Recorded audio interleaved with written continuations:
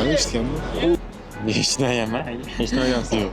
Ну, был просто союз, когда работали. Bu ishchilarni yordamchisi kasb uyushmasi. Bilmaysiz.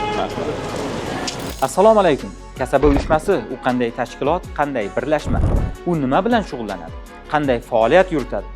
Kasaba uyushmasi bu shoshmang.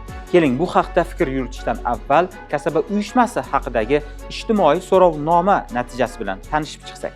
Kasaba uyushmasi haqida eshitganmisiz? Ну, был просто союз, когда работали. Men kasaba uyushmalari ko'p, lekin hozir esimga kelmayapti-da. Kasaba uyushmasi istir paytda bo'lardi. Ana eshitganman. Eshitganman? Yo'q. Eshitmagan. Yo'q, eshitganman, lekin hozir ma'lumotga ega emasman. Kasaba uyushmasi qo'ldan kelguncha bir yordam berib podдержка qilib beradi-da. Kasaba uyushmasi ya. Eshitmaganmisiz? Bu ishchilarni yordamchisi kasb uyushmasi. Natijalarga ko'p ham izoh berish kerak emas. Savolga aniq javob bergandan bilmagan ko'p. Ayniqsa yoshlar orasida. Ishlaydiganlar ham kasaba uyushmasini moddiy yordam, dam olish uchun yo'llanmalar beruvchi tashkilotdek bilishmoqda. To'g'risi, men ham shunday o'yda edim. Keling avval qonunchilikda kasaba uyushmasiga qanday ta'rif berilganini so'zlab beray. Kasaba uyushmalari to'g'risidagi qonunning 3-moddasida. Shoshmang. Yaxshisi qonunchilik iboralarini soddaroq qilib tushuntira qolay.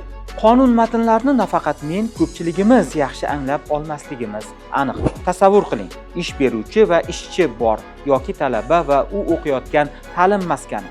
Kasaba uyushmasi ishchi yoki talabaning huquq va manfaatlarini ish beruvchi yoxud ta'lim maskanida himoya qiladi.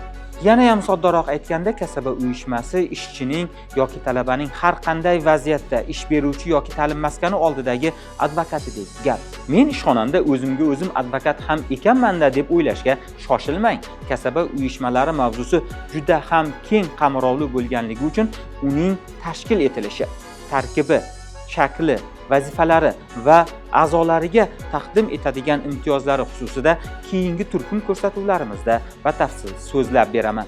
Demak, keyingi ko'rsatuvlarda ko'rishguncha salomat bo'ling.